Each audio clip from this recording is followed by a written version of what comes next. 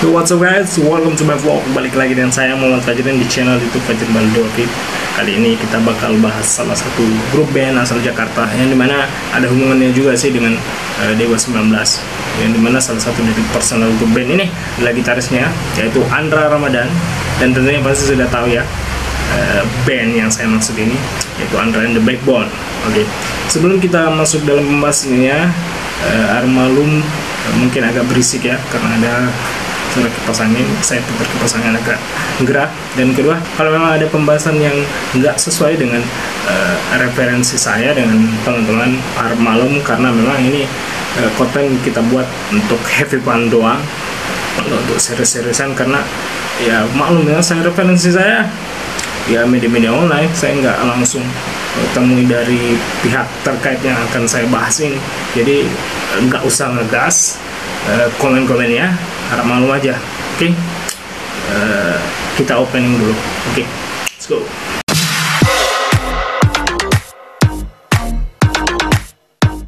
Oke, ceritanya ini berawal dari keinginan yang mendalam dari salah satu gitaris grup band Dewa 19, yaitu Andra Ramadan, yang ingin membuat project solonya, project musik solo yang berisikan instrumental ya, semua yang mengutamakan aransemen musik dari gitar, dan feel-feelnya juga itu pasti ya berasal dari, diutamakan dari gitaris. Maka diajaklah waktu itu Stepi Hitam, yang bisa kita kenal gitarisnya sekarang, Andra and the Backbone, yang menemani Andra yang rambutnya panjang itu, yang dulunya itu adalah additional player dari grup band Dewa 19, menemani Dewa waktu itu pada saat tur dan konser-konsernya, mengisi gitar waktu itu.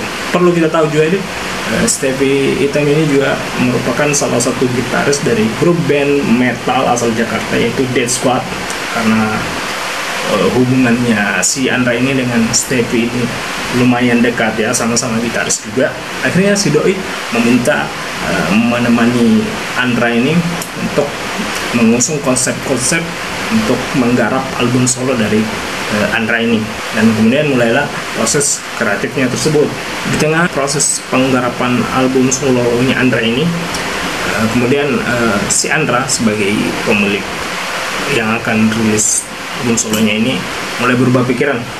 Yang awalnya konsep ini bertemakan instrumental doang, tiba-tiba diubah karena menurutnya Andra ini kalau cuma sebatas instrumental doang ya, yang bakal terjadi ini pada saat perilisan albumnya ini, yang mendengarkan lagu-lagu instrumental ini cuma gitaris doang. Di luar dari gitaris pasti nggak dengar itu, umpama penikmat lagu pop, lagu rock, cuma sebatas gitaris doang yang mendengar. Jadi konsep pun diubah karena proyeknya harus memilih vokalis juga, memilih vokalis biar lebih universal, yang orang mendengarnya lebih meluas, bukan cuma gitaris doang. Kemudian si Andra ini menunjuk Stepi, yang temannya itu yang gondrong itu, untuk menjadi vokal dari proyekan ini. Waktu itu ada lagu Musnah yang sudah jadi di awal-awal lagu itu, yang bakal menjadi single awal dari band ini. Kemudian terus rekaman dan hasilnya ya lumayan bagus katanya, tapi si Stepi aja yang nggak pede waktu itu mendengar suaranya. Makanya Stepi mundur untuk menjadi vokalis. Kemudian akhirnya Andra memutuskan untuk mencari vokalis ya, melalui beberapa audisi, mungkin katanya itu waktu itu, kalau nggak salah ingat, melalui audisi ya, beberapa audisi di kota-kota besar doang di Indonesia. Di tengah kegalauan si Doi itu mencari seorang vokalis dalam proyekan musik ini, tanpa disengaja pertemuan dari Andra dengan salah seorang jurnalis atau wartawan dari majalah musik, yaitu Hai, membuat suatu perubahan, yang dimana jurnalis ini ternyata suaranya oke, keren, dan ditunjuklah si jurnalis ini sebagai vokalis dalam proyekan tersebut. Nama dari jurnalis itu namanya Deddy Lisan, yang kita kenal sekarang menjadi vokalis dari grup band ini. Pertemuan Andra dan Deddy Lisan itu awalnya cuma sebatas interview doang. Ada tugas waktu itu di majalah Hai untuk menginterview Andra. tiba-tiba nggak tahu kenapa bisa ada pengetesan suara ya. Katanya suaranya di Gindesan mungkin cocok waktu itu dengan suara konsep musik dari grup band ini, dia ditunjuklah jadi vokalis. Nah, jadilah yang awalnya ini grup band berkonsep project solonya Andra diubah menjadi konsep band yang bernama Andra The Backbone. Nama Backbone sendiri ini diartikan sebagai tulang belakang ya, yang katanya itu menjadi salah satu penyakit musiman atau mungkin yang selalu si doi ini derita waktu itu, penyakit yang sering dijumpai ya oleh Andra waktu itu, makanya namanya ada backbone-nya itu. Oke, nggak butuh waktu lama ya setelah berkumpulnya mereka bertiga ini, tepatnya di tahun 2007 launching lah album pertama dari grup band ini dengan tajuk namanya sama dengan band mereka, itu Andra and the Backbone, yang dilabeli oleh EMI Music Indonesia, melahirkan 13 lagu dan beberapa single-single yang ngetren ya. Yang nomor 1 itu adalah Musnah, kemudian itu ada lagu Pujaan Hati, Hanya Dirimu, dan Tidurlah, Selamat Tinggal Masa Lalu, yang paling ngetren juga single keduanya yaitu Sempurna. Dan ada lagi satu lagu instrumental yang berjudul Surrender. Lagu Surrender ini lagu instrumental tanpa vokal. Bukan maksud hatiku,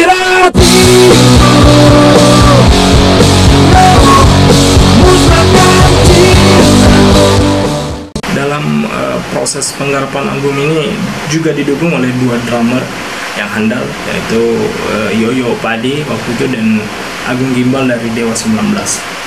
Dan album ini kemudian laku sebanyak 40.000 kopi, dan single keduanya yaitu Sempurna Tanpa Disadari itu sangat kencang-kencangnya waktu itu diputar di radio dan berhasil mendongkrak popularitas Andra and the Backbone sebagai grup band pendatang baru yang berhasil ngetop waktu itu. Sampai image konsep awal dari grup band ini yang awalnya berkonsep rock tiba-tiba berubah menjadi pop atau slow saat ketika menyanyikan lagu Sempurna ini. Mungkin waktu itu juga memang lagu pop itu sangat gampang diterima oleh masyarakat waktu itu, terutama di industri musik juga. Mungkin lagu-lagu yang seperti lagu Sempurna ini lebih diterima daripada lagu-lagu rock atau metal atau lagu-lagu yang keras.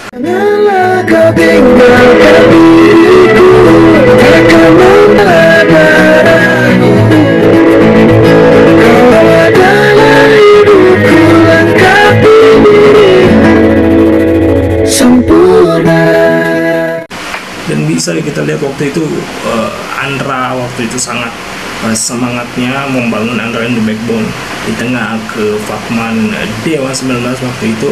Jadi kreativitasnya yang di Dewa ini ditahan-tahan waktu itu karena vakum, akhirnya keluar 100% di Andra and the Backbone ini. Kemudian di tahun yang sama juga kemudian Andra and the Backbone ini bergabung juga di salah satu manajemen artis pimpinan dari temannya Andra juga, yaitu Dani, yaitu Republik Cinta Manajemen, dan masuk juga di album kompilasi dari manajemen artis ini yang bernama The Best of Republik Cinta volume 1 bersama artis-artis RCM yang waktu itu masih nggak terlalu banyak seperti Dewa ya sudah pasti, The Rock, Dewi dan Mulan Jamila. 1 tahun berlalu, tepatnya di tahun 2008, akhirnya band ini kembali merilis album kedua yang bertajuk Season 2, berisikan 10 lagu dengan lagu hits pertama yaitu Hitamku dan hits kedua yaitu Main Hati. Dan lagi-lagi lagu ini bermaterikan lagu aliran pop, padahal yang kita tahu waktu itu di awal-awal Andra and the Backbone muncul dengan aliran rock. Dan album Season 2 ini melahirkan juga lagu-lagu yang cukup hits, yaitu seperti Kepaya, Mimpi Yang Terbunuh, dan ada lagi juga satu lagu instrumental lagi di album ini yaitu nama judulnya 3 Keajaiban. Jadi sudah ada 2 lagu yang bertemakan instrumental ya di album pertama, Surrender, dan album kedua ini Season 2 yaitu 3 keajaiban. Dan namun nyatanya setelah album kedua ini lebih meyakinkan lagi masyarakat atau pendengar musik di industri musik bahwa aliran mellow atau slow atau pop macam lagu Main Hati dan Hitamku ini cukup diterima di masyarakat ketimbang lagu-lagu yang lain yang Andra and the Backbone ciptakan. Di peluncuran dan boomingnya album ini ternyata merupakan kesalahan atau blunder dari band ini yang katanya terlalu cepat merilis album kedua, yang memang waktu itu lagu dari album pertama yaitu Sempurna masih rame dan hits. Jadi terkesan lagu Sempurna dan lagu Main Hati ini seolah-olah kayak duel waktu itu ya di telinga pendengar. Jadi kayak terkesan terburu-buru untuk rilis, seolah-olah kayak salah manajemen ya peluncuran album kedua ini. Nah, mau diapa lagi ya? Ya udah rilis album kedua.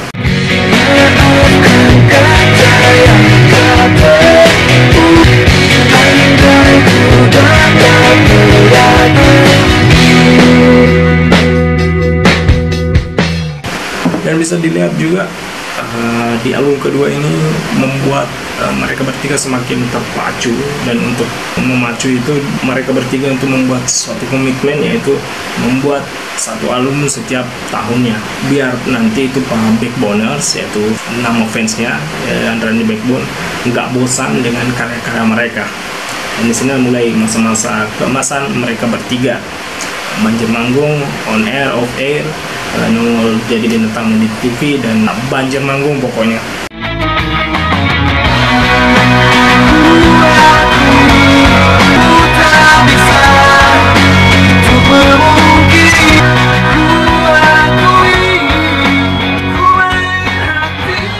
Oke, masih di tahun yang sama, kemudian Republik Cinta Manajemen atau yang bisa disingkat RCM ini kemudian merilis album kompilasi kedua, yaitu sama dengan album kompilasi yang pertama judulnya, tapi dengan ada yang berbeda volume 2-nya, jadi berseri ceritanya itu.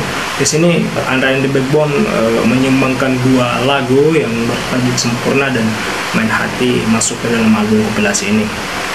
Tapi nggak bertahan lama sih, RCM dan Andra and the Backbone harus berpisah waktu itu.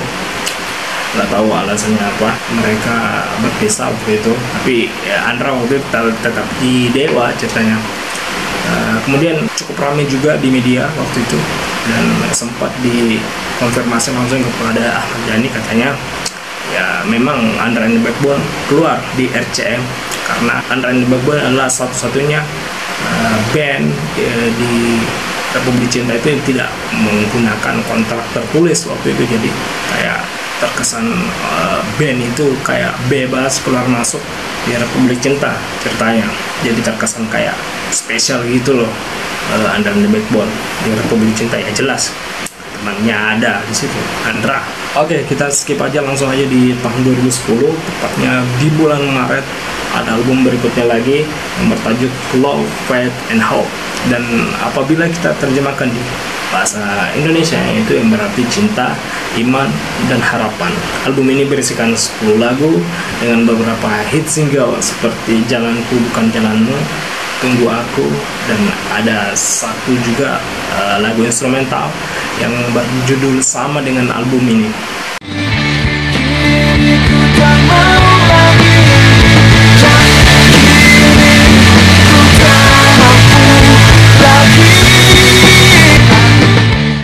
Dan ada juga beberapa lagu-lagu dari album pertama dan kedua, tapi dikemas dengan secara akustik seperti Muak, Lagi dan Lagi, Hujan Hati, dan seperti Hidup Kembali.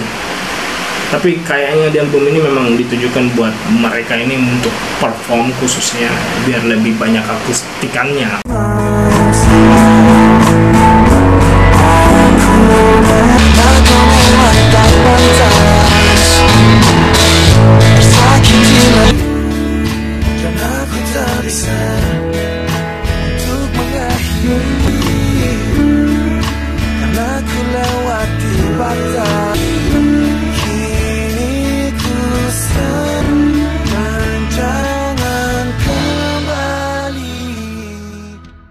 Nah, mereka bertiga ini udah padat-padatnya manggungnya, udah kebanjiran job pokoknya, sampai yang parahnya waktu itu salah satu dari personel mereka ini pulang manggung jam 1 dini hari, kemudian istirahatnya cuma beberapa jam doang, kemudian jam 5-nya lagi udah OTW menuju bandara untuk konser-konser di kota-kota berikutnya, saking padatnya waktu itu. Nah, karena sibuk manggung dan tournya mereka ini, akhirnya album berikutnya yang bertajuk 4 Akal Romawi itu baru bisa rilis di tahun 2012. Berisikan 10 lagu dengan lagu andalannya yaitu Alibi, Klise, Maafkan.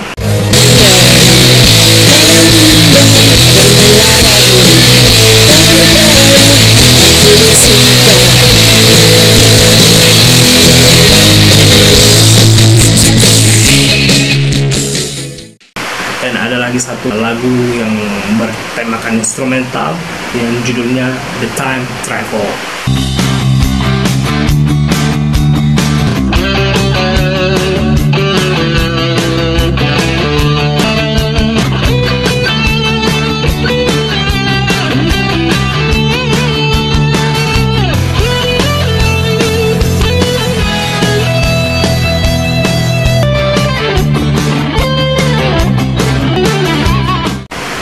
Oke, di balik suksesnya dari album ini ada beberapa hal dan mungkin masalah yang cukup besar waktu itu saat sebelum perilisan album ini.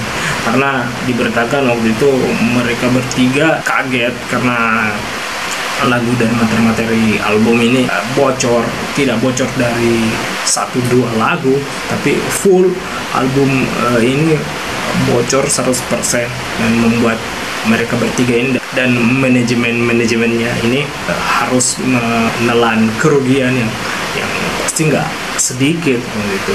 Dan kita skip waktu itu dengan kesuksesan mereka aja, kita bahas kesuksesan mereka, dan kembali mereka bertiga ini kebanjiran job manggung seperti di Front Duri, ada juga di Sondernalin 2012 mereka ikut juga, dimana Andre Backbone itu sanggup manggung dengan band usungan dari salah satu gitaris Andre Backbone juga, yaitu Stevie Etam, dan bisa dibilang Stevie ini bisa menyelesaikan 2 band dalam satu panggung ya.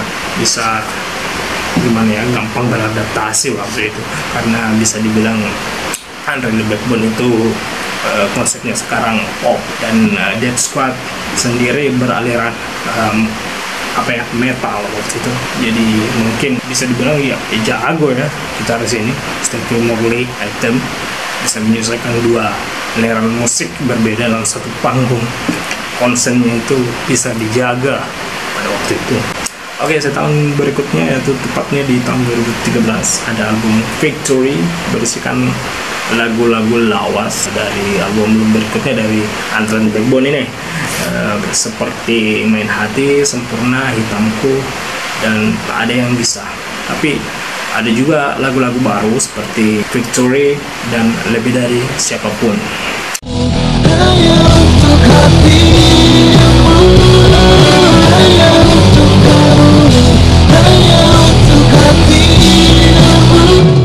Lagu Victory ini merupakan lagu yang bermaterikan lagu berbahasa Inggris, dan untuk pertama kalinya band ini katanya menggunakan lirik bahasa Inggris. Lagu ini juga digunakan sebagai background waktu itu penyambutan dari tim sepak bola Arsenal sewaktu datang ke Indonesia.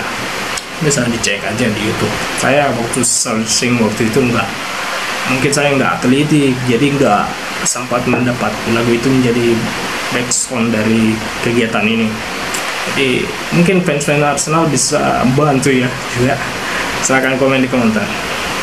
Kemudian di album ini ada single kedua juga yang judulnya Lebih Dari Siapapun, yang bertemakan cinta ya tentunya, tapi nggak akan ngetop dari lagu sebelumnya seperti lagu Sempurna. Kemudian di penggarapan album ini juga sebagai pembuktian bahwa Andre and the Backbone nggak kehabisan kreativitas, dan pembuktian juga sebagai band papan atas di tanah air ini. Kemudian di tahun yang sama juga mereka bertiga ini menjadi salah satu bintang tamu di salah satu event terbesar juga waktu itu di tahun 2013, yaitu Jerin 2013, yang dimana merupakan kegiatan pertukaran budaya antara kota Jakarta atau Indonesia dan kota Berlin, yaitu di negara Jerman. Makanya nama kegiatan ini Jerin, kemudian bisa dibilang kepanjangannya yaitu Jerman Indonesia. Di situ Andra and the Backbone mengaku untuk pertama kalinya ikut kegiatan tersebut. Jadi mereka bertiga ini ceritanya jadi salah satu bintang tamu di event tersebut. Sejauh ini kemudian mereka sudah membuktikan kapasitasnya ya, menjadi salah satu band papan atas di Indonesia yang terus mengeluarkan karya, nggak stuck, nggak tumpul karyanya waktu itu.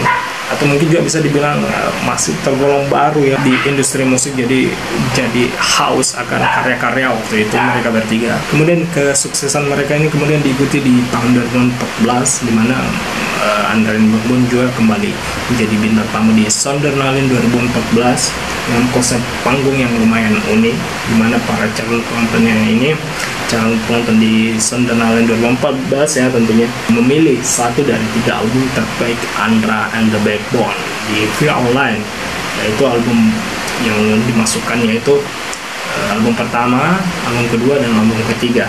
Kemudian calon penonton di Sondernalin ini memvote kalau terpilihnya album pertama contohnya, maka mereka Andra and the Backbone harus menyanyikan full album pertama mereka tersebut. Kemudian di tahun 2015 ini mereka bertiga masih sibuk saja dengan manggung-manggungnya, seperti di kota-kota besar. Mereka jadi bintang tamu seperti di Lampung, Banjarmasin, dan juga sempat menjadi salah satu bintang tamu di acara launching 4G Telkomsel. Dan barulah di tahun 2016 mungkin sudah ada waktu untuk ngumpul-ngumpul lagi, waktu senggang membuat suatu karya baru, tapi berupa single. Waktu itu nggak sempat buat album, mungkin yang nama judul lagunya itu singlenya Panah Takdir. Dan lagu ini juga menjadi salah satu soundtrack film, kalau nggak salah filmnya itu di tahun 2016 lah, mungkin 2017 waktu itu. Judul filmnya itu Remember the Flower.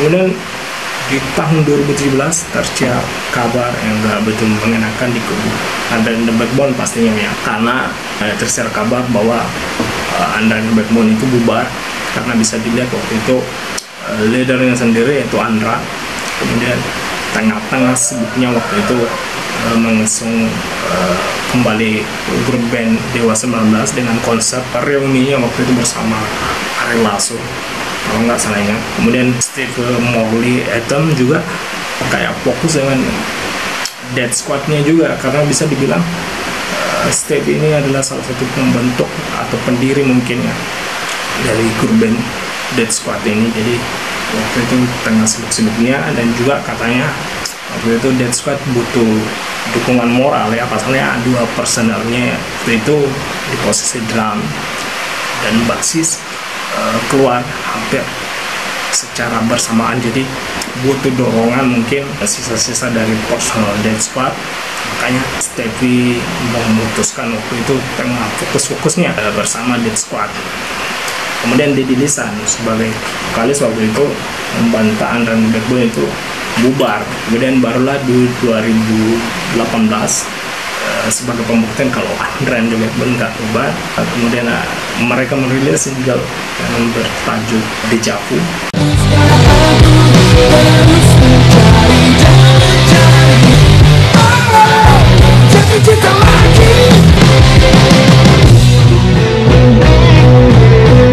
Yang menceritakan seseorang yang jatuh cinta, patah hati, terus ditinggal, kemudian berulang lagi, terus jatuh cinta, patah hati lagi, dan terus berulang-ulang seperti deja vu ceritanya lagunya. Kemudian di tahun 2019 ada single lagi, jadi udah 3 tahun berturut-turut ini nggak ngeluarin album tapi mengeluarkan single ya. Dan single kali ini yang bertajuk Song For You menutup kreativitas 2019 karena mungkin banjir manggung doang, waktu itu nggak sempat lagi membuat karya. Dan kalau untuk 2020 ya masih misteri ya, karena melihat keadaan di awal tahun ini sangat buruk, mungkin sangat nggak begitu baik karena ujian-ujian dan cobaan ini. Untuk 2020 rekam jejak dari Andra and the Backbone nggak terlalu, mungkin nggak kebaca karena baru awal-awal tahun ini. Jadi mungkin untuk sampai di sini aja dulu pembahasan saya mengenai Andra and the Backbone. Jangan ada ngegas, jangan ada yang komen buruk ya di kolom komentar. Harap maklum aja karena ini hanya referensi doang.